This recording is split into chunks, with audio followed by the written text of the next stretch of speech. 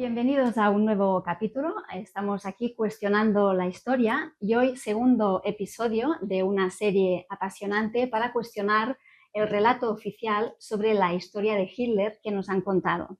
Tenemos a Jordi Barea. ¿Qué tal, Jordi? Bienvenido. Hola María, muy buenas, y a todos los que nos van a escuchar. Bueno, venimos de un primer capítulo que, si te parece, yo creo que podríamos hacer como un poquito de remember, ¿no? Vamos a recordar las 4 pinceladas básicas del primer capítulo que dedicamos a la falsa autopsia de Hitler. Bueno, en ese primer capítulo sobre todo vimos cómo Stalin iba haciendo anotaciones, ¿no?, en las autopsias del pintor austríaco y no le cuadraba. No le cuadraba, entre otras cosas, por lo que pone en la pantalla, porque no encontraron el rostro, no encontraron los dientes, tampoco el cráneo. Acuérdate que la única pericia que hicieron también les daba como que el cráneo era de mujer y, bueno, de alguna forma el suelo quemado presuntamente no estaba como tal, ni en la tierra había toda la gasolina que se debería, ¿no?, para un crematorio a cielo abierto, y todo se basó prácticamente en el informe británico, que no vieron ni el cuerpo, y a partir de ahí los periódicos de la época pues dijeron que Hitler ha muerto. El 20 de abril del 45 fue el cumpleaños de Adolf. El 22 de abril, en principio, empiezan todo el escape de los faisanes, de esos grandes jerarcas, de los que estaban en el búnker, y presuntamente Hitler, en uno de esos vuelos, sobre todo en los últimos, pues también se escapa, y ahí cambia todo el personaje porque deja de estar saludable, ponen a un doble para que en el 30 de abril se dé ese presunto suicidio, donde unos pocos testigos, sobre todo alemanes, dicen sí, ahí está el cuerpo, nosotros lo enterramos, le pusimos gasolina encima. Vimos la semana pasada cómo se desdecían con los primeros interrogatorios, después de ser también tomado por los rusos, hasta las televisiones británicas dijeron nunca lo llegaron a encontrar. Entonces vemos cómo hay contradicciones en los mismos testimonios, para después, el 2 de mayo, llegar la rendición justamente alemana en Berlín, que fue tomada por los soviéticos. Un poquito ese fue el resumen, y hoy pues acabaremos de ver cómo Hitler presuntamente pues se viene a través de España. Unos dicen que en Reus, aquí en Tarragona, otros por Galicia. Seguramente terminó yendo a Fuerteventura, allá en las Canarias, sitio de paso y ubicación importante donde los submarinos sobre todo pues iban para Argentina.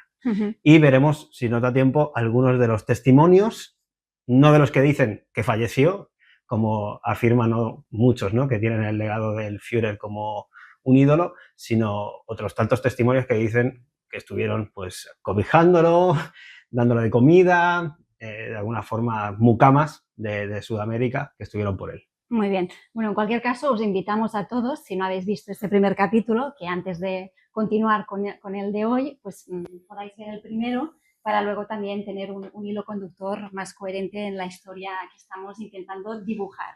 Si te parece, pues arrancamos. Mira, si querías poner el enlace que habíamos visto de Stalin, porque en los periódicos de la época ya se decía que Stalin nunca se quedó conforme con la autopsia que él llevó a cabo, ¿vale? La obsesión que aterró a Stalin hasta su muerte. Adolf Hitler está vivo, y decía Stalin se esconde en España. No me extraña que dijera en España, porque también aquí fue cobijo de Franco, muchísimos de los alemanes, como por ejemplo Otto Skorzeny. Otto Skorzeny fue el que, cuando tomaron a Mussolini, que se lo llevaron arriba de la montaña, lo hicieron preso, Otto Skorzeny va con la operación Roble y lo lidera.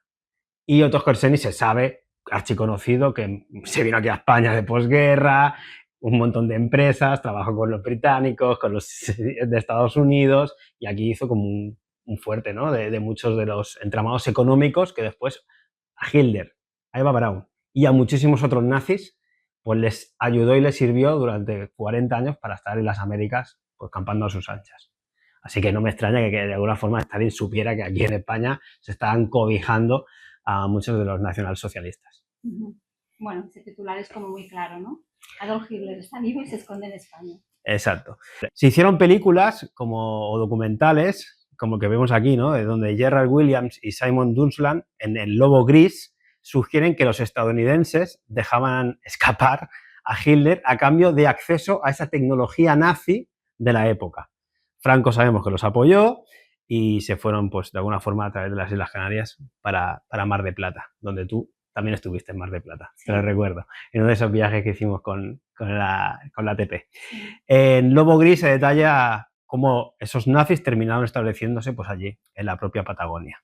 Esto vemos aquí, ¿no? A una de las imágenes, Franco con Hitler, recuerda ya a modo de historia, Hitler cuando arranca la guerra en el 39, creo que es en el 40 o 41, que ya invade París y está durante 2 años, París es alemana, conviviendo la gente, que prácticamente lo hicieron de una manera bastante coherente para ser un establecimiento militar, ¿no? La gente de alguna forma pues convivían con ellos y Franco, que llegó tarde a la entrevista que hizo en los Pirineos, justo donde terminaba el tren de español, y ahí se junta con Hitler y se dice que no acabó contento porque Hitler quería enrolar a Franco en la Segunda Guerra Mundial y Franco se quiso mantener a bastante distancia y sobre todo Franco le exigió volver a retomar todos los territorios y se ve que Hitler no estaba por la labor de que España también se pudiera como expandir y entonces lo dejó bueno, fuera de la guerra. No se involucró España, más allá de esa división azul, ¿no? Que hicieron, bueno, pues quien quiera ir a batallar a la Segunda Guerra Mundial por Alemania, que vaya. Y así se hizo.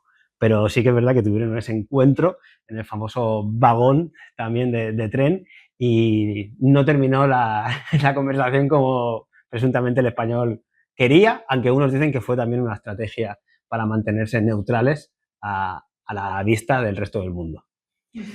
Así que, si quieres pasar de lámina, bueno, aquí podemos ver cómo en el documental de Grey Wolf se preguntan, hasta en el propio periódico digital, ¿no?, de Reus, de aquí de Tarragona, ¿Hitler estuvo en Reus? 2 periodistas británicos afirman que el nazi escapó de su búnker para volar hasta la base militar de la capital del Weisskamp y esconderse finalmente en Argentina.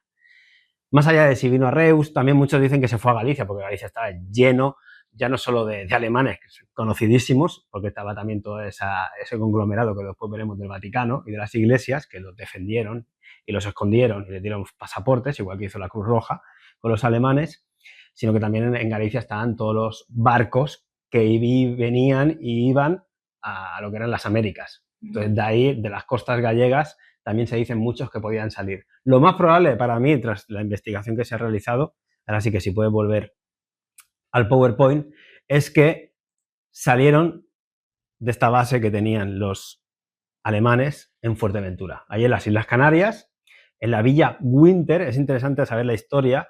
Todavía se puede acceder, la pueden ver, ha cambiado de dueños, la han limpiado un poco, pero hasta hace poco vi al propietario, bueno, al que estaba viviendo, no el propietario, que decía que debajo habían hecho también perforaciones. Se sabe que hay submarinos debajo de hormigón, por lo tanto, eso es un tema que si se quisiera investigar desde la oficialidad, daría mucha luz. Lo que sí que está claro que aquí pueden ver la historia de Villa Winter. Está situada en la localidad de Cofete, en el sur. Fue diseñada por un ingeniero alemán, Gustav Winter. No se sabe si fue construida en el 46, en el 54, pero tuvo Hitler una base secreta en Fuerteventura, las leyendas del refugio de submarinos nazis. Los enigmas relacionados con la Villa Winter es un complejo que comenzó a ser edificado en el 37, ya se dice aquí todavía más atrás, y eso es interesante entender el periodo de entreguerras, porque todas estas cosas ya se fueron preparando y cociendo. No ha sido tan creadas por... No fue una improvisación. Exacto, justamente. Estaba muy planificado, ¿no? Exacto. Gustav Winter, ya se le conocía por los isleños, era un ingeniero alemán que también aparece mencionado como operador de radio y militar en otros documentos del Servicio de Inteligencia de Estados Unidos. Y no llegaría nunca a detenerle y moriría en Las Palmas en 1971. Pero ya estaba involucrado en la Primera Guerra Mundial este hombre también, ¿vale? Y fue para allá, compró esta villa, que ahora la podemos ver aquí con las imágenes, y de alguna forma, pues, bueno, se hizo como un lugar donde los submarinos pues estaban de paso y salían. Son muchas las historias que cuentan los propios aldeanos de la época, que los nazis estaban allí acampando a sus anchas. Además, en un sitio idílico, tiene un helipuerto inclusive, ¿vale? Localización aislada, extraña distribución, con gruesas paredes, puertas tapiadas, túneles e incluso búnkers, ¿vale? Y el historiador Juan José Díaz Benítez ya dijo, ¿no?, que Franco permitió que los submarinos U-Boot, que después los veremos los alemanes, que son los que iban por todo el mundo y desaparecieron sin dejar rastro, a día de hoy todavía hay un montón, como que 14 o 15, que nunca se han encontrado, se reabastecían allí clandestinamente en el Puerto de la Luz, en Las Palmas de Gran Canaria, durante la Segunda Guerra Mundial. 23 de las naves sumergibles cargaron suministros en puertos españoles. Cádiz, Vigo, Ferrol y Las Palmas, ¿vale? A pesar de la teórica neutralidad del régimen franquista. Entonces, bueno, está claro, fíjense el enclave en el sur de la isla, aquí lo puedes ver, ¿no? Sí, está allí, que aquí, en esa época, imagínate que quién iba. Nadie, sí. No, sí, el lugar está como muy bien elegido, ¿no? Fuerteventura, una isla ahí muy remota ya en el Atlántico, en el sur de Fuerteventura. Claro.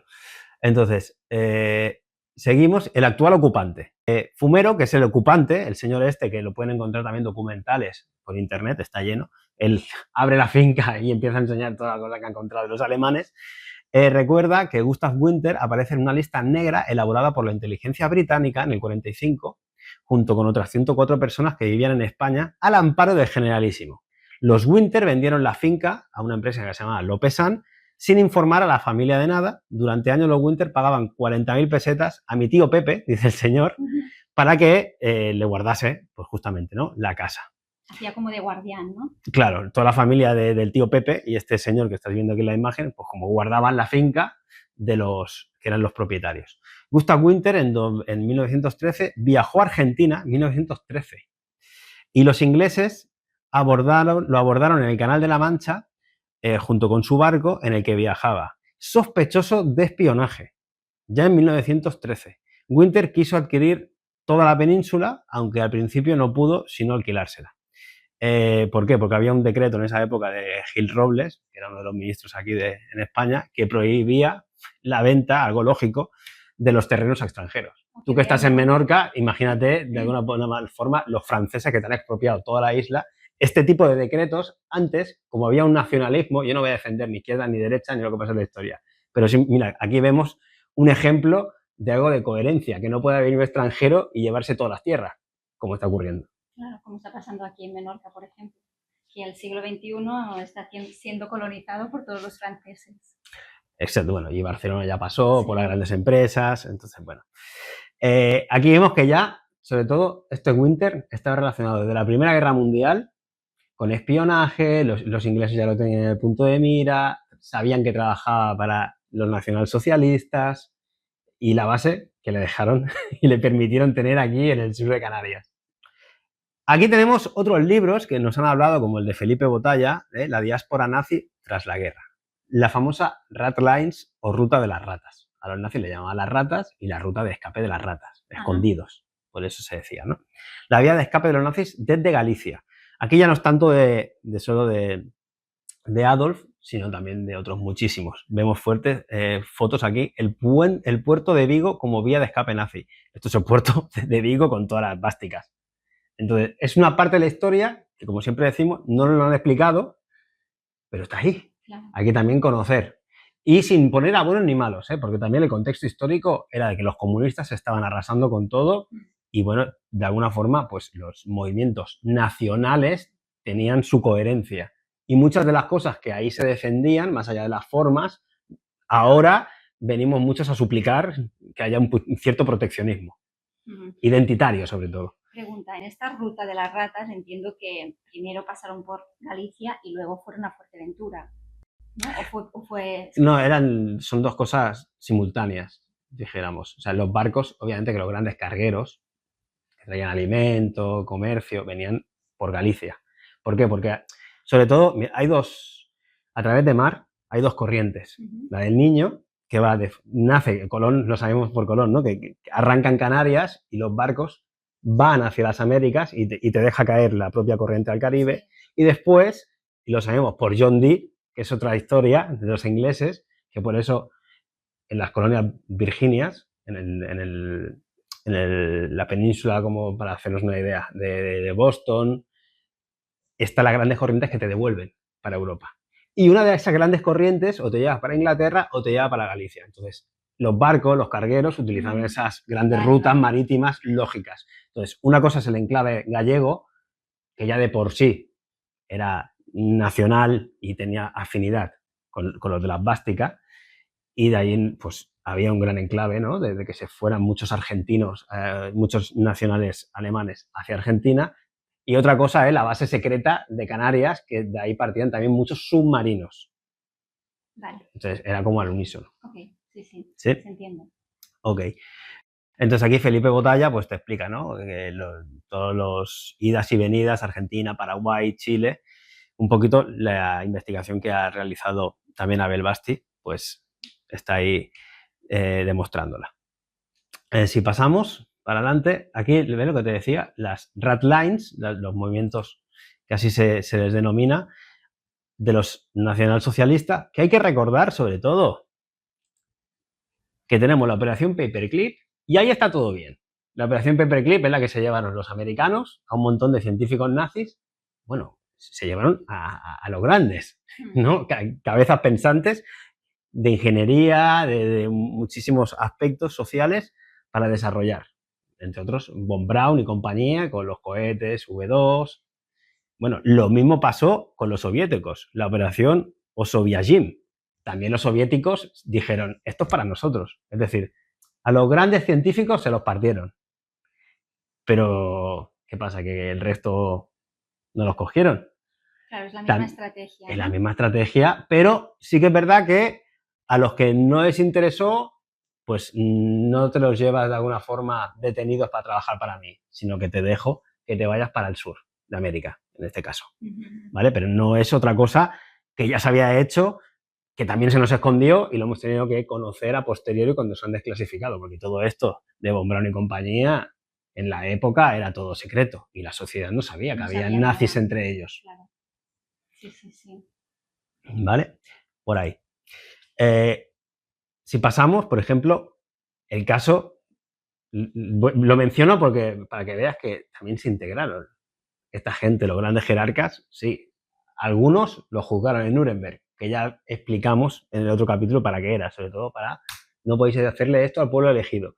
Y después de la Segunda Guerra Mundial nace la OTAN, nace la ONU, nace la OMS, nace la UNESCO, es decir, las identidades nacionales quedáis soslayadas debajo de estas otras grandes instituciones que creamos para controlar el mundo. Entonces, Adolf Heusinger, la historia del general nazi que acabó dirigiendo la OTAN. Que tú, según como nos han explicado las cosas, esto sería impensable, ¿no? Que un general controlara la OTAN, pero si no eran enemigos de todo el mundo. Bueno, pues hubieron muchos que estuvieron ahí. Como la creación de la Unión Europea, que también había muchos que crearon la Unión Europea, que nos vanagloriamos. Claro. Bueno, aquí tenemos a Kurt Waldheim, que fue el cuarto secretario general de la ONU. Y aquí, esto es otra cosa archiconocida que se ha pasado históricamente de puntillas. El Vaticano y la sombra del nazismo, la oscura verdad detrás de la ruta de las ratas. ¿Y por qué termina en Sudamérica? Obviamente que les ayudaron a huir. Les ayudaron a huir, entre otras cosas, el Vaticano, ¿por qué ayuda a los nazis? El Vaticano, ¿por qué ayuda a los nazis? Tú ponte en la época, 1940 y pico. Están los comunistas avanzando muchísimo de poder. Los comunistas que son los mayores asesinos que han habido en la historia. Stalin y compañía. ¿Vale? Eran acristianos. O sea, elimina la identidad, la escuela de Frankfurt, y elimina la identidad de todos los países, porque acuérdate que el comunismo, para poner en contexto, el comunismo no es los soviéticos, es la internacional socialista, la internacional comunista. La internacional es que no tengo países, es que todo el mundo tiene que estar parapetado bajo este control mundial, donde tú no tienes que tener identidad por tus padres. Es más, ¿qué decían? Como el gran hermano de George Orwell. Si tu padre hace algo, lo tienes que denunciar al gran partido. Yeah. Tú estás por debajo de eso. Las naciones no tienen cabida en la internacional. Y no hay Dios. Y por lo tanto el Vaticano se veía como amenazado, si quieres, y por eso defendió al régimen nazi, que más allá de que no era cristiano, porque de alguna forma tenía su propia filosofía, pero decía, bueno, antes de que vengan los otros. Un poco lo que hizo el general Patton, el estadounidense, el estratega, que cuando acaban con la Segunda Guerra Mundial con los alemanes dicen, nos hemos equivocado, el gran enemigo, ¿cuál es? Los comunistas. Unos comunistas que, si te vas tirando del hilo, están financiados por los ingleses, porque todo este embrollo ya les venía bien. Porque necesitan embrollo para generar jerarquías superiores, sobre todo de control. Claro, también para justificar, ¿no?, lo que luego pasó. Exacto. Pero por eso el Vaticano, de alguna forma, ayudó a todos estos nacionalsocialistas alemanes a fugarse. Y lo hizo de una manera muy clara, ¿eh? Con pasaportes, con tú trabajas aquí de cura y te doy ¿cómo se llama? El paso libre, ¿no? Para que puedas ir, porque tú me representas a mí como institución, ¿vale? Y dinero, que ya sabéis que tiene muchísimo y mucho oro, ¿vale? Así que esto es una cosa que es muy conocida, pero que tampoco nos lo han dado a conocer, esa parte de la historia, ¿vale? Otra parte de la historia que no nos han dado a conocer es la Cruz Roja, sobre todo la alemana, que va por todos los países infiltrándose, llevando productos, llevando gente diplomática y también ayudaron. ¿Creando qué? Pasaportes falsos. O sea, tenemos un montón de casos. Yo no me quiero abrir la carpeta, pero todos estos casos están archiconocidos con las improntas, los sellos de la Cruz Roja, los nombres falsos de todos estos alemanes que se fueron para todo el mundo, ¿no? Pues tenemos el caso Karl Jacob Bunchal, el diplomático suizo. Su principal actividad pública fue dirigir a la Cruz Roja en los años de posguerra, ¿vale? Fue también uno de los tramos imprescindibles de la ruta de las ratas. Emitía los documentos necesarios para que los criminales de guerra pudieran embarcarse y abandonar Europa. Documentos con identidades falsas, emitidas oficialmente por la Organización de Refugiados del Vaticano. Las dos organizaciones juntitas. Qué fuerte. Hay documentales al respecto. Eso es archiconocido y nunca nos lo han dicho. Es más, sigue funcionando la Cruz Roja. El primer paso imprescindible para ir a Sudamérica determinaba que el portador era un desplazado, alguien que ameritaba recibir el pasaporte de refugiado que otorgaba la propia Cruz Roja, como salvoconducto definitivo para dejar Europa, ¿vale? Eran pocos los que se animaban a contradecir al obispo, que era este. Entonces, venga, pasaportes para adelante. Qué fuerte, cuánto desconocimiento que hay, ¿eh? Perdona que te interrumpa, pero si toda la gente que de buena fe, entiendo, defiende una institución como puede ser la Cruz Roja, supiera que la Cruz Roja ha sido cómplice de que criminales de guerra pudieran embarcar para abandonar Europa y conseguir pasaporte a la libertad. Claro, pero dices criminales de guerra y, por ejemplo, vimos en los capítulos anteriores como Eric Kemka, el Gunsch, todos estos, prácticamente les cayeron 2 años. O sea, hay muchos. O sea, una cosa es a todos los que dejaron morir los aliados, que se saltaron todas las leyes universales que habían, legales. Como porque tú, como prisionero de guerra, hicieron una cosa muy interesante, los desgraciados de los aliados. Lo digo porque había muchos militares alemanes que fueron atrapados y los dejaron morir en el barro. Pero a otros tantos no lo hicieron lo mismo.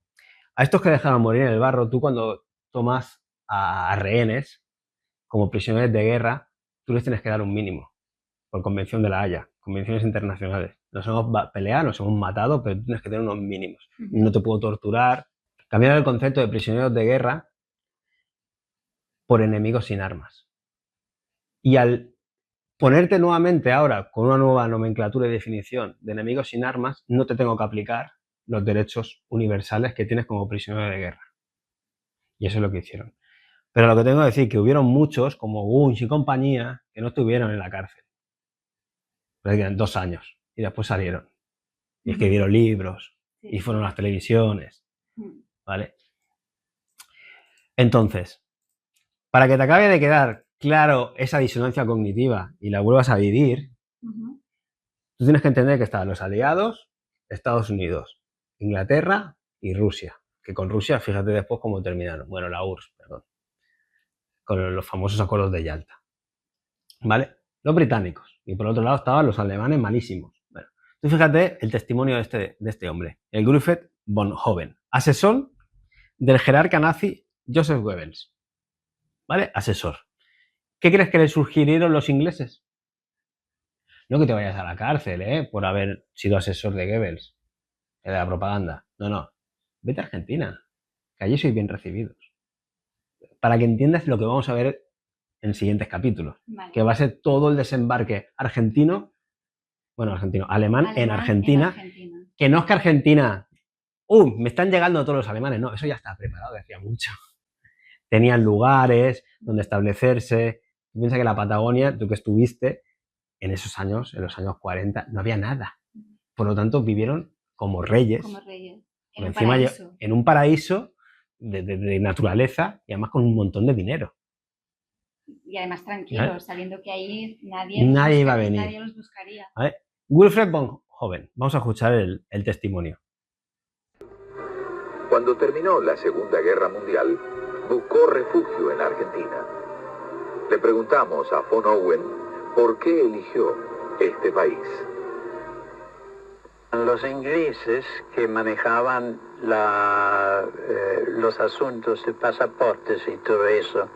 Y él me dijo, mire, existe en América del Sur, donde donde quiere emigrar, existe un país del cual el presidente es muy alemanófilo, se llama Perón, y seguro si usted trata de emigrar por allá, va a tener éxito, y así fue. O sea, los ingleses le dijeron, si tú quieres una vida nueva, vete para Argentina, que allí está Perón, que obviamente Perón, ya lo veremos, antes de morir hasta se va a la tumba de Hitler a rendirle, pues de alguna manera, condolencias, porque lo habían enterrado en Paraguay a Hitler y murió en Brasil, pero los argentinos tuvieron allí un lugar idílico para esconderse y para vivir. Vale, ahora vamos a ver uno de los testimonios que dicen haber visto a Hitler y Eva Braun. Pero que te lo quiero poner para que entiendas que ellos, en este caso es Chinda Zorrilla, que era una actriz uruguaya muy famosa, y en sus primeros albores se tenían que buscar la vida e ir a los grandes hoteles para actuar. Junto con el que era su compañero en ese momento, creo que es Carlos, lo pone aquí, ¿no? Perciavale. Y llegan a un hotel en toda la Patagonia y se encuentran, lo vas a escuchar por ellos, sorprendentemente con todo de alemanes. Y entre los alemanes, unos que se parecían mucho a Adolf Hitler y a Eva Braun. A tal punto que al principio verás como que no se atreve a decirlo claramente, sino que se parecen, pero como avanza la entrevista, vienen a reafirmarlo. ¿Vos lo viste a Hitler en Bariloche con Eva Braun? No, yo vi a un hombre... Hitler. No, vi a un hombre idéntico a Hitler. Vos en un reportaje dijiste que habías visto No, que vimos un hombre parecido. Estábamos yo en la China. En Bariloche. En Bariloche. En el año 68. Estamos haciendo gira con Canciones para Mirar. Y salimos, yo manejaba en esa época y salí a recorrer el lago Nahuel Huapi y de repente vimos el hotel El Casco. El Casco, precioso. Divino, es un hotel maravilloso, divino. Sí. Digo, China, vamos a hacernos los norteamericanos. Perdón, el lago Nahuel Huapi, no sé si estuviste, no. Está enfrente de Bariloche. Ahí ya se llevó a cabo, posteriormente con Perón, todo lo que es el proyecto Huemul, de energía nuclear de fisión, que ahora la quieren desarrollar. Y ahí hicieron un parapeto con, obviamente, ingenieros alemanes nazis, que se los llevaron los argentinos para desarrollar energía. Entonces, en ese lugar, que en esa época, en el 68, no había nada, imagínate estos dos que llegan al hotel y se encuentran con lo que va a contar. Y has visto que al principio era como comedido. No, yo no te dije eso. La entrevistadora dijiste, tú sí me lo dijiste. Ahora en televisión pública no lo quieras negar. Vamos a ver, vamos a continuar. Y a comer a las 6 de la tarde. Porque a las eso 6 era de de la la familia Parodi Cantilo, esa casa. Sí. Después le hicieron hotel. Sí, entonces bajamos, comimos los dos y después comimos, nos dijo el mozo, el dueño de este hotel, hablaba, era Bariloche antes de Soldán, antes de las multitudes, ¿no? Eran todos alemanes. Todos alemanes. Dice, el dueño de este hotel que tiene una casa acá al lado, sabe que ustedes artistas famosos, quieren invitar a... Bueno, al lado del casco, yo no me había dado cuenta al llegar, había unos muros altísimos, enormes, y un portal de madera, y se abrió el portal de madera así, y aparecieron 12 perros Doberman. Yo tuve Doberman, así que no le tengo miedo a los perros, y menos a los Doberman. Y atrás oímos una voz en alemán. Entramos a un lugar... Muros enormes, y me aparecieron 12 perros Doberman cuando se abren las puertas. O sea, eso era una seguridad alemana exclusiva, donde ni la policía se atrevía. Y esto ya lo iremos viendo en capítulos posteriores. Grande, como si este estudio era el hall de lo que era el lugar. Un lugar enorme, enorme, en el que había como 300 personas. En la mitad de ese estudio, de ese lugar, había una chimenea en el medio, y ahí estaba el dueño, que era un alemán muy simpático, que nos saludó a China y a mí. Y vimos sobre el lago 3 bow windows, que son esas entradas que salen. En uno eran para hombres, en otro se fumaba y en otro era una librería. Y en uno de esos lugares había una mesa y estaban con 300 alemanes más. Un hombre idéntico a Hitler, idéntica a la mujer a Eva Braun. Entonces cuando los vimos, China y yo no dije, ¿por qué no me presenta el señor? ¿O quién es el señor? Lo único que quería irme de ahí, porque para mí Hitler es la reencarnación de Satán. Sí, siempre se dijo que había venido en un submarino. Bueno, Siempre y yo se desde dijo. que vivo en Argentina siempre decían que estaba en Bariloche. Que pasaba 6 meses acá, 6 meses en Chile. Después salimos de ahí, ni hablábamos con China del terror, que nos hubieran terror, pánico. Y entonces, en el 2001, vuelvo a Bariloche con Antonio haciendo gira con ese espectáculo que vos te reíste tanto, y parábamos en el hotel Edelweiss, y había un alemán muy viejo en la caja. Entonces yo me acerqué y le dije, usted hace mucho que vive acá, ¿no? Dice, ¿qué pasó con el hotel El Casco? Que ya no, acaba de comprar unos argentinos, lo destrozaron, y finalmente una compañía alemana lo compró y lo volvió a reconstruir exactamente. ¿Viste cómo hacen con París o en Londres? Que reconstruyen tal cual. Lo hicieron tal cual como estaba, como usted lo conoció. Bueno, yo le pregunto porque cuando yo fui ahí me invitaron a una casa que había al lado, una especie de gran palacio con muchísima gente, y a mí me pareció que en una de las mesas estaba el Führer y Eva Braun. Y entonces me dice, todos los que vivimos en Bariloche sabemos que el Führer vivía 6 meses en Chile y 6 meses en la Argentina. 6 meses, iba y venía, iba y venía. Eso sería él. Entonces digo, sería él, entonces... Son historias que se saben, sobre todo de los que viven allí. Claro, eso te iba a decir. Claro, por ejemplo, esta periodista dice, no, pero si ya se sabía que estaba 6 meses en Chile, 6 meses en Y que vino en Argentina. submarino. Pero claro, es una versión de la historia que aquí, por lo menos en Occidente, nunca se ha explicado. Sí, en Europa. Bueno, en Europa. Claro, los argentinos, capaz que, obviamente, que... Y luego, cuando vayamos avanzando, vas a entender por qué fue. Fue un campo abonado suyo. Pero sobre todo, tú que has estado en Argentina, es que de Buenos Aires, como gran capital donde vive la mayoría de las personas, sí, hasta Bariloche.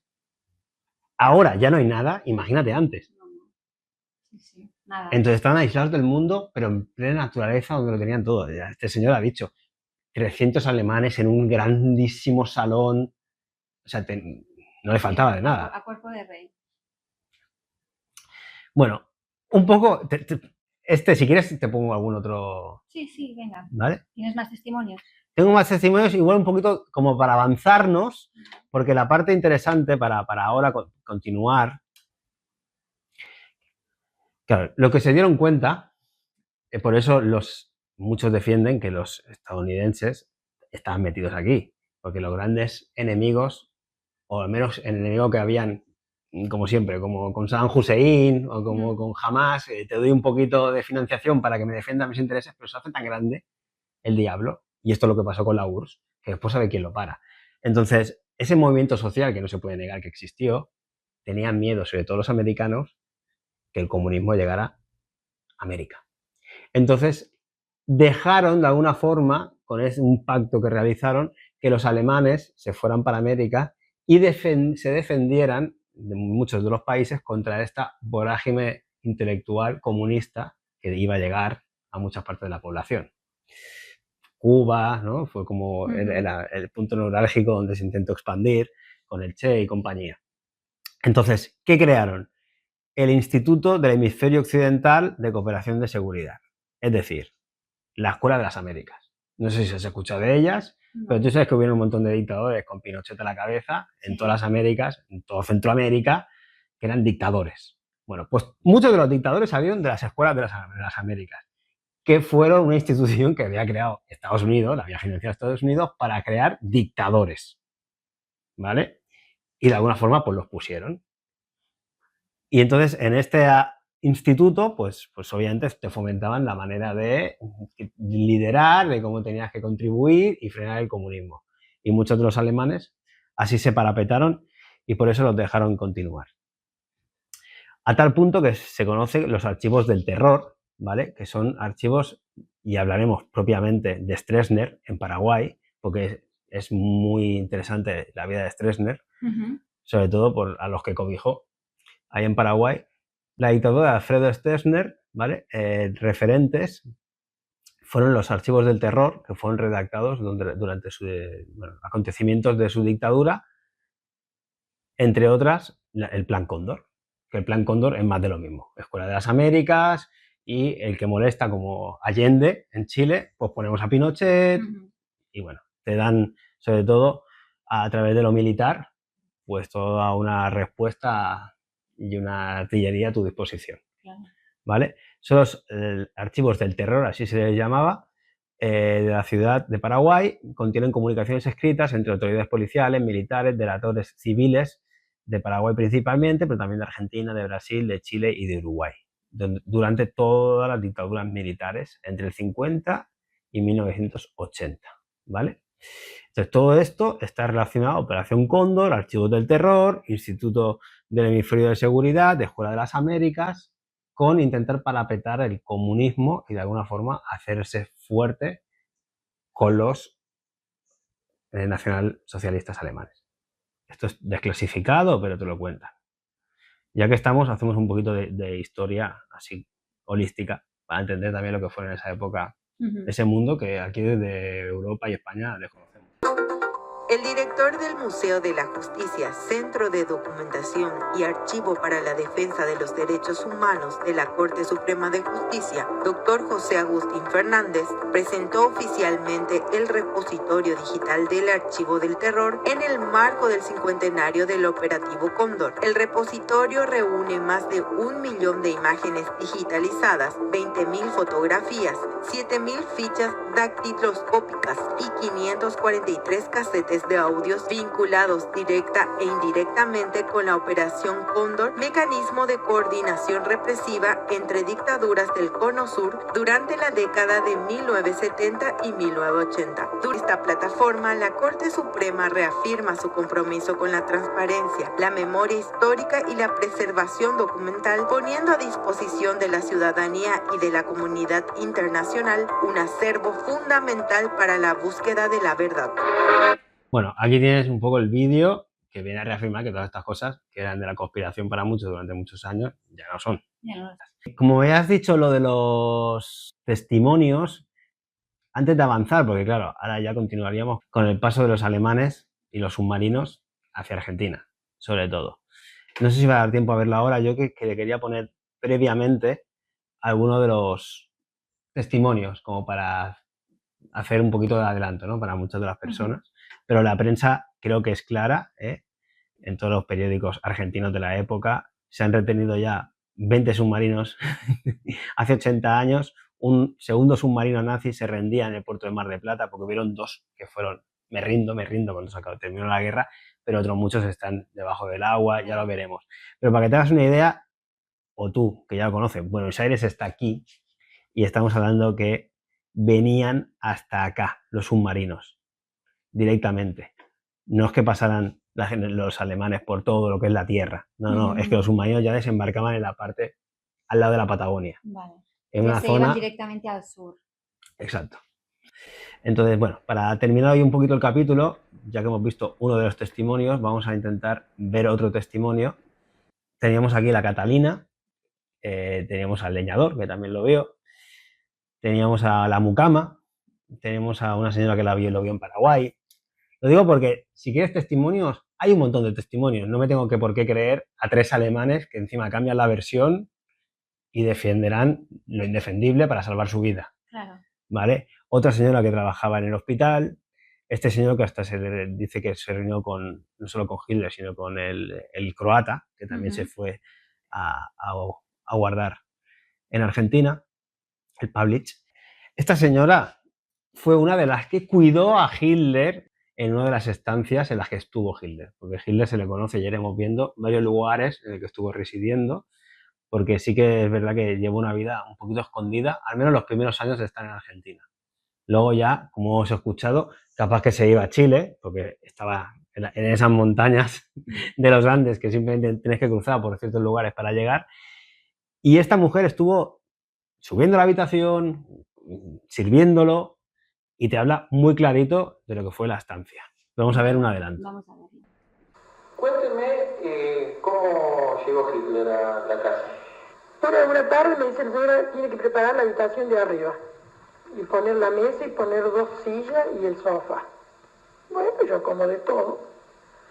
Y a la mañana siguiente me dijo, usted tiene que llevar el desayuno a la habitación.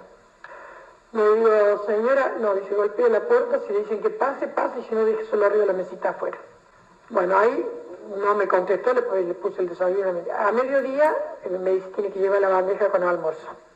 Me dijo que pasara, entonces cuando pasé le dije yo, buenos días, señor. Tipo burro. Así que serví el almuerzo y cuando tenía que retirar la bandeja ya me la había puesto en la mesa de afuera. ¿Usted cuando lo vio se dio cuenta quién era? Sí, enseguida. Porque antes había muchas fotos de él puestas en la casa y de repente desaparecieron todas. Antes había muchas fotos. ¿Por qué? Porque esta mujer cuidó a Hitler en una estancia pro-alemana donde veremos fotos que esa familia era uno de los financistas de Hitler, donde es la primera familia alemana que recibió un Mercedes-Benz en la época, entonces eran pro-Hitler. Lo que pasa es que cuando vino Hitler, como ya se había acabado la guerra y estaba algo en secreto, quitaron todas para que la gente no lo pudiera reconocer. Por eso dice, sí, yo me di cuenta porque era el mismo de las fotos que ya se ocuparon de quitarlas todas cuando llegaron. ¿Vale? Es interesante, es una avanzadilla de muchos testimonios que veremos, pero quería ponerlo para ustedes. ¿Y por qué a una persona le falten los bigotes? Es como si usted se cortara los bigotes y la barba. No me va a decir que usted no lo van a distinguir. Ahora, yo le dije de un principio, para mí él tenía peluca. ¿Usted lo reconoce porque la familia tenía las fotos? Y después por la manera, porque una persona ya estaba el dicho que él estaba huyendo. Y que venga, aparece esa persona ahí, que no se baje a comer en el comedor principal, no da la cara. Entonces yo, como me sabía que había leído, le digo, Efre, cállate la boca, no digas nada, me dijo. ¿Al chofer? Y yo le pregunté, digo, él me dijo, vos cállate la boca, me dice. Justo él vino a la cocina y yo le pregunté. Y a los 3 días, yo le llevé 3 almuerzos, 3 desayunos y 3 té. Y al otro día le digo, señora, le digo, ¿qué llevo para el desayuno? No, dice, ya viajó el señor. Acomodo la habitación. La ropa me la sacaba él, me la dejaba afuera, yo se la llevaba planchada, ya le dije lo que le lavé 2 o 3 veces, que eran esos pantalones de lona, porque eran una lona, y esas chombas. Y ahora el sacón ese que tenía arriba era no, eso nunca lo toqué. Y ropa interior tampoco no me entregó nunca a lavar. ¿Él nunca le dirigió la palabra? No, ni contestaba el saludo. Y a los 8 días me dice la señora, tenemos que ir a almorzar afuera hasta el domingo. Yo quiero salir, no, dice, tenemos que salir. Hicimos la comida y todo y nos fuimos ese día con el chofer y ellos 2. Y fuimos ahí arriba, el Pan de Azúcar. Y estaba él. ¿Era la misma persona? Era la persona, él, sí. Ahí yo le serví la comida, nosotros fuimos que era una cocinita chica con el chofer, salimos a ver la sierra, eso, ¿no? O sea, esta señora estaba de ama de casa, porque era muy jovencita, creo que tenía 17 años en esa época, y vino 3 días Hitler a estar en esa estancia. Y luego él se fue, por eso el fin de semana le dice la dueña de la casa, recoge que nos vamos a la montaña. Y ahí lo volvió a encontrar. Es decir, Hitler se movía de lugares, no siempre estaba en el mismo sitio. No siempre estaba en la misma casa, sino que iba cambiando de... Exacto. Sobre todo al principio, porque esta es la época inicial de que se ha fugado y no tenía ganas de que lo reconocieran. Por eso dice la señora, se había quitado los bigotes, capaz que llevaba peluca. En otros testimonios posteriores veremos que dicen que no, que ya tenía bigote. Pero en esos momentos iniciales de esconderse, que no lo reconocieran, pues capaz que hizo un cambio de imagen. Claro. Y entonces me dice, vos haces cuenta, si te preguntan, decirle que fuimos a Córdoba, a la casa de los primos de don Walter. como diciéndome, vos no digas nada. Entonces, ¿usted qué piensa? Y de ahí era un hombre, para mí era un hombre normal. Yo no le veía nada de normal. Allá que lo vi parado y que salió caminando, menos. Pero él allá salió así, hasta que salimos nosotros con el coche y bueno. Y a los 8 días, que era también un domingo, le digo, señora, ¿me va a dejar salir el domingo? No, dice, porque tenemos que volver a ir al Pan de Azúcar, pero vamos a volver temprano. Y fueron durante 15 días ya, los domingos. Pero después yo me enteré por el mismo, que cuando él venía de Córdoba con la mercadería para acá, él le dejaba cosas. Porque había pan negro cortado, había lever, había cositas que se ve que él tenía, que se ve que el chofer iba a llevarle. ¿Doña Ida lo llamaba primo? Ella decía que era un primo de ella. Y le comenté yo al jardinero. Le digo, tranquilo, sí, ese hijo de mi madre me mató toda mi familia, dijo. Y anda por acá y no lo podemos agarrar para matarlo. Acá estaban indignados, los de allá estaban indignados, los que habían venido de allá. Lógico. Usted el día del encuentro tendría unos 18 años más o menos. Sí, más o menos tenía. ¿A esa edad usted sabía quién era? No, ya había cumplido 18 años, porque casualmente el día que yo tuve que terminar la habitación me habían llamado porque me habían salido mal las cosas de la libreta que me estaban robando yo. ¿A esa edad usted sabía quién era Hitler? Y ya, por la cuestión de la guerra, yo ya más o menos, usted vio que se hablaba tanto, y mismo cuando pasaban, así vio los informativos y todo, entonces uno Y después de la noche por la mañana que desaparecieron las fotos del comedor, de arriba de la cama, de un portarretrato. Entonces... Estuvo 3 días. Acá estuvo 3 días. Durante esos 3 días nunca bajó de la habitación. No. Y ella subía arriba a conversar con él. Ida. Él no, el señor no. El señor no. Bueno, el señor era de poco estar adentro de la casa. Ella se quedaba conversando. Ah, sí, porque ella estaba todo el día dentro de la casa. Ida Eichhorn es la que te digo que era familia pro-alemana, que financiaba también a Hitler en un principio, desde 1933. Hay fotos de Ida y su marido con Hitler. Entonces era un lugar muy afín, amigable. ¿Y no le hace preguntas sobre si también estaba acompañado de Eva Braun? En este documental creo que fue solo, no fue con Eva. Ajá. Porque creo recordar que no lo menciona. O sea, en esta estancia estaba solo, no estaba con Eva. Creo que sí, exacto. Pero el señor salía con la cuadrilla, él no... Estaba muy ocupado ese hombre. Él era municipal y todo, porque acá era lo único que había. ¿Tomaba alcohol Hitler? No, ninguno de la casa tomó alcohol ahí. Ahí no había alcohol en la casa. ¿Y usted a la señora le hizo algún comentario? Yo un día le digo, señora, le digo, ese es su primo. Ah, no, él está viajando. Y fue cuando ¿se acuerda que yo le dije que hubo como 5 o 6 llamados de San Juan y de Mendoza, pero no daba parte de que él, no, llame la señora. Entonces nunca supimos quién era. Y de La Rioja tampoco. Y era la voz de él.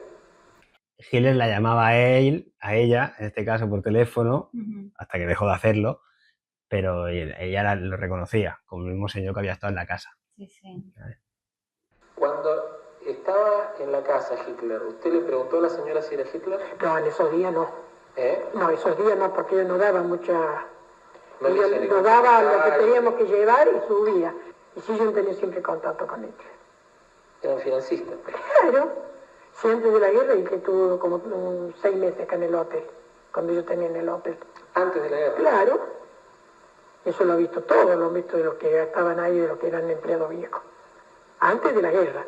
Y después, eso está dicho por gente que ellos le han puesto todo. Y tiene que ser porque ella tenía mucho contacto con Alemania en ese tiempo. ¿Fumaba Hitler? No, allá arriba no. ¿Le daba miedo? ¿Le daba...? No, miedo, sino... qué sé yo, como todos decían que había matado tanta gente y eso es lo que más me indignó, va. Pero yo dije, Dios sabrá lo que hace, ¿no?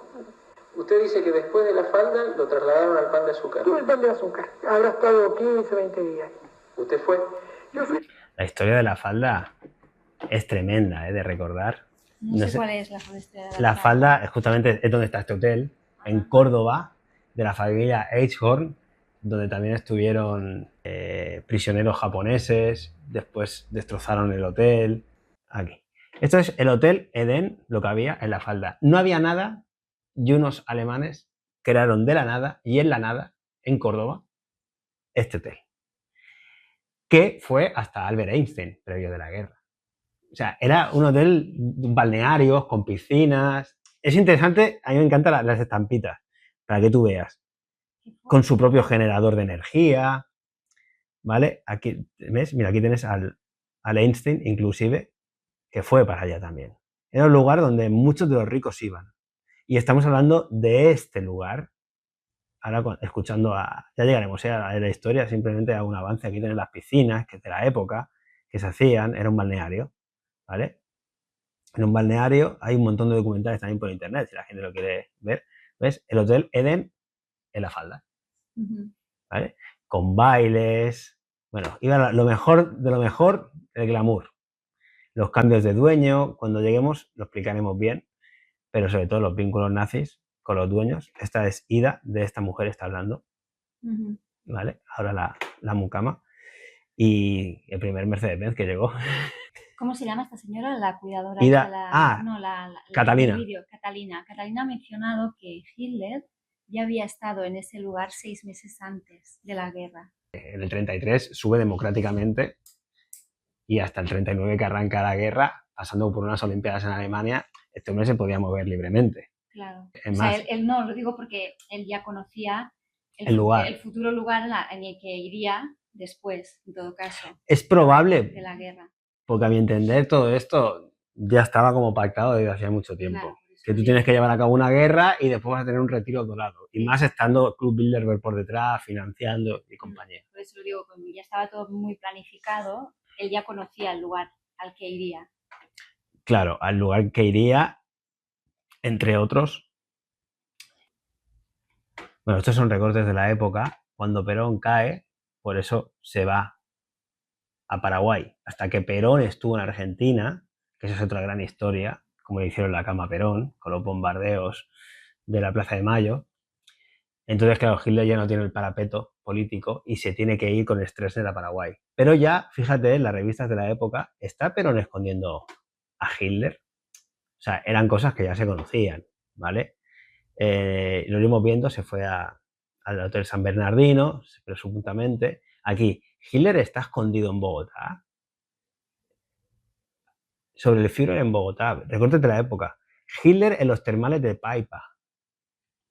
O sea, todas estas cosas no solo son recortes de prensa, es porque había personas que decían, oye, que le reconocían. Que le reconocían. Claro. Y aquí vamos a intentar aunar pues 6, 7 testimonios dentro de nuestras posibilidades que así lo manifestaban. Te quería mostrar algunos de los lugares, ya que estábamos viendo la casa de La Falda, el Hotel La Falda, ahí en Córdoba, algunos lugares donde presuntamente Hitler estuvo, para que veas que tampoco estaba mal, ¿eh? Ahí, sobre todo ahí en el lago Nahuel Huapi. Y no sé si lo voy a encontrar, creo que no lo voy a encontrar. Así que voy a tener que volver. ¿Después del pan de azúcar? Fue cuando había llamado cada 8 o 9 días de Mendoza. Y no daba el apellido. ¿Usted cómo sabe que era él? Por la voz. Y yo le decía, ¿aparte de quién? Llámelo, señora. Punto. ¿Y la señora sí recibía llamados de ese? Sí, siempre había llamados de ese. Siempre. ¿Y qué opinaba el señor de esta relación? No. Mire, ¿quiere que le diga una cosa?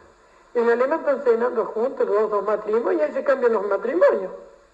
¿Has visto lo que ha dicho? ¿Qué decía? Porque se ve que Ida tenía una relación muy estrecha con Hitler. Más allá de que subía a la habitación cuando estaba allí, ella decía que era su primo. Y le pregunta al Basti, a Catalina, ¿y qué decía el señor de esta relación que tenía con Hitler? Y dice, mire, los alemanes se cambian los matrimonios entre ellos. Y esa es una cosa interesante de analizar de manera de identidad, de pozo cultural que hay. No sé si conoces algún alemán. No, no tengo ningún amigo alemán. Pues atenta a lo que ha dicho y después por ti misma cruza datos si algún día tienes la ocasión. Dice mucho de las personas, en este caso de las culturas. Es muy desprendido. No les interesa. Vos salís conmigo y vos te quedas con él y listo. Los alemanes son muy... ¿Y el señor no es como el criollo que somos más serios o tal vez tendremos más miedo o más respeto. Ahora ya no, porque ahora también se perdió un poco el respeto en el matrimonio. Pero ellos no. Ellos en un banquete capaz que se cambien la mujer 2 veces. decía hasta hace cosa de 10 años atrás, decía que lo habían visto en Villa Allende. Era un hombre mayor, ¿no? Cuando usted lo vio. Sí, yo le calculaba la edad más o menos de la señora. Cuando él vino acá tenía cerca de sus 60 años. ¿Usted piensa que pudo haber llegado a tener alguna relación más afectiva con Ida? Y no se sabe, mire, como ella decía, cuando estaba la foto, ella decía, este es mi primo. Y después ella, cuando sucedió esto de la guerra y todo, hubo gente que dice, no, dice, ellos le pasaron todo, no, ellos son los que le han bancado a él para todos sus... Porque hubo gente alemana que lo ha dicho, yo mismo los de GNP cuando estuvieron en el hotel lo dijeron, boca bien suelta, ¿vio? Que ellos lo financiaban. Y sí, se parece. Porque ellos manejaban mucha guita manejaron ellos. Durante las entrevistas, Gamero aseguró que Hitler le llamó por teléfono a Ida hasta que ella murió en 1964. Gamero dijo que a partir de ese momento nunca más tuvo noticias directas del jefe nazi. Bueno, Muy bien, ahí muy interesante el testimonio de Catalina, ¿eh? Bueno, a mí me gustó mucho porque al final es como estuvo agasajándolo, alimentándolo y también tira alguna perlita de estas extra que lo hacen más interesante la entrevista. Sí, sobre su vida personal también, ¿no? Sí. Bueno, los siguientes capítulos, María, creo que ya lo vamos a dejar por hoy. Dejarlo por hoy, ¿te parece? Sí. Bueno, me ha parecido muy interesante todo lo que hoy hemos podido ver y aprender. Te agradezco muchísimo que compartas tus conocimientos históricos y esa visión alternativa de la historia. Así que muchísimas gracias por este nuevo capítulo y bueno, en el tercero vamos a seguir avanzando, ¿no? En esta historia no contada de Hitler. Sí, porque es una cosa que es lógica que ocurriera y sobre todo a mí me gusta, más allá de buscar alternativas más coherentes, sopesar. Si tú me pones 3 testimonios, yo te voy a buscar 8. Claro. ¿Y por qué los 3 tuyos sí que valen y los 8 que puedes encontrar por otro lado? Estos no, estos todos mienten. Bueno, veremos cómo la coherencia se va agrupando en base a certezas y sobre todo documentos que cada uno puede buscar y pensar por sí mismo después. Muy bien, ¿qué veremos en el capítulo 3? ¿Dónde iremos? No sé dónde iremos. Iremos para Argentina seguro, porque es el desembarco de esos grandes submarinos. ¿Veremos esa parte de los submarinos? Sí, veremos como todos ya tenían también grillas donde era mucho más fácil acceder. Veremos la rendición de 2 con todos los tripulantes y también esos lugares donde esas aldeas alemanas la policía podía entrar y de alguna forma era como primer hospedaje para después ser trasladados a otros lugares. Y espero poder llegar a los primeros estancias donde Hitler pues, se acomodó, más allá de este preámbulo que hemos visto ahora con Catalina y la falda. Muy bien. Bueno, pues muchísimas gracias por estar aquí y muchas gracias a todos por seguir esta interesante saga de capítulos sobre la historia no contada sobre Adolf Hitler. Nos vemos en el capítulo 3. Un besito. Gracias. Chao. Chao.